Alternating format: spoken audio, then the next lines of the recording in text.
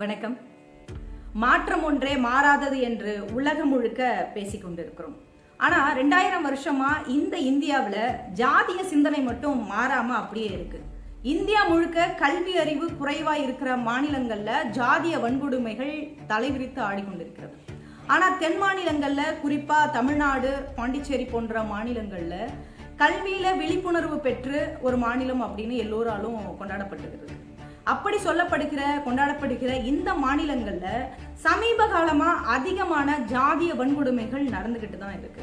ஆணவ கொலைகள் அதிகரிச்சுக்கிட்டே இருக்கு. தொடர்ந்து ஆங்காங்கே தீண்டாமை வன்கொடுமைகள் நடந்துகிட்டே தான் இருக்கு.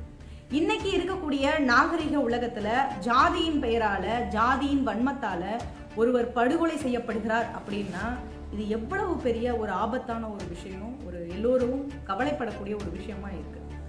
நம்ம சமூகம் எங்க போகுது அப்படின்னு யோசிக்க தோணுது இந்த சம்பவங்கள் எல்லாம். அப்படி நம்மளை திரும்ப யோசிக்க வைக்கக்கூடிய ஒரு சம்பவம் புதுச்சேரியில கூனிமேடு கிராமத்துல நடந்திருக்கு.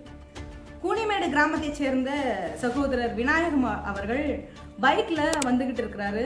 அதே வழியில காவல்துறையை சேர்ந்த 3 பேர் ஒரே பைக்ல, பிரதீப், வீரமணி, வசந்தகுமார், இந்த 3 பேரும் ஒரே பைக்ல எதிரெதிர் துருவத்துல வராங்க.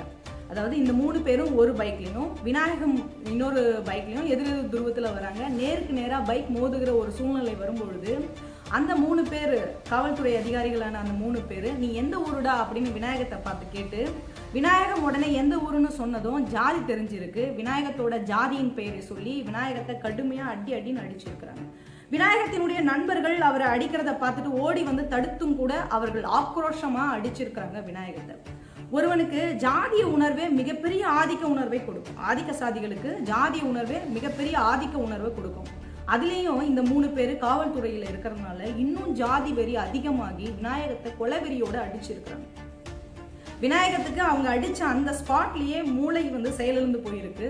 ரத்த இழப்பு ஏற்பட்டிருக்கு. விநாயகத்தை உடனடியாக அங்க இருந்தவங்க, அவங்க நண்பர்கள், சுற்றத்தார் எல்லாம் என்ன பண்ணியிருக்காங்கன்னா புதுச்சேரி ஜிப்மர் மருத்துவமனையில சேர்த்திருக்கிறாங்க. 2 நாள் சிகிச்சை பெற்றிருக்கிறாரு, உயிருக்கு போராடி இருக்கிறாரு. பிறகு அவர் நேற்று இரவு இறந்திருக்கிறார்.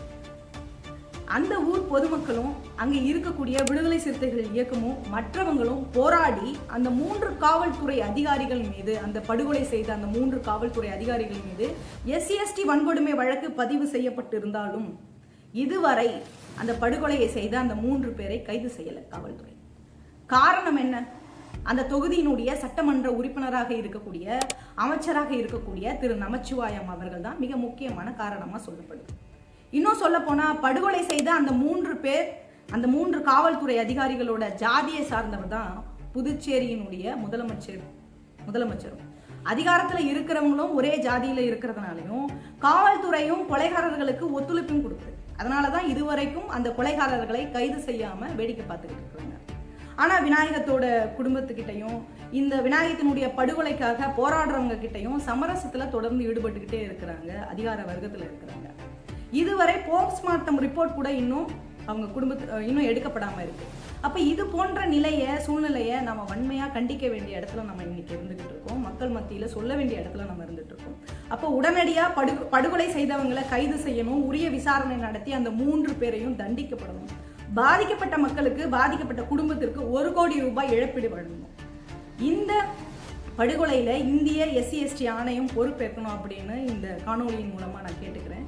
ஜாதி ரீதியாக தலித் மக்கள் பாதிக்கப்பட்டா எந்த பொது கட்சியும் போராட முன்வர மாட்டாங்க. ஜாதிய பிரச்சனை அப்படின்னாவே அது தலித் கட்சிகளுடைய பிரச்சனை, தலித்துகளோட பிரச்சனைன்னு பொது கட்சிகள் கடந்து போறாங்க. இதுல இருந்து நம்முடைய தலித் இளைஞர்கள் ஒண்ணு மட்டும் புரிஞ்சுக்கணும். பிஜேபியோ, காங்கிரஸோ, திமுகவோ, அதிமுகவோ எந்த கட்சியும் நம்ம பிரச்சனைக்கு வர்றதே இல்லை, போராடுறதும் கிடையாது. அப்போ நம்முடைய பிரச்சனைகளுக்கு நாம தான் போராட வேண்டியிருக்கு இன்னைக்கு வரைக்கும், யார் அதிகாரத்துல இருந்தாலும். அதனால குறைஞ்சபட்சம் தலித் தலைமையில் இருக்கிற கட்சிகள்லையாவது நம்ம ஒன்றிணைய வேண்டிய அவசியம் இருக்கிறத இந்த மாதிரியான சம்பவங்கள் நமக்கு சுட்டி காட்டிக்கிட்டே இருக்கு. அப்ப ஜாதி ஒழிப்பதற்கு, தீண்டாமை அகற்றுவதற்கு எவ்வளவு சட்டங்கள் வந்தாலும் சமூகத்துல வாழ்கின்ற மனிதர்கள் கிட்ட மனிதநேயம் இருந்தால்தான் இந்த சமூகம் சமத்துவ சமூகமா மாறும்.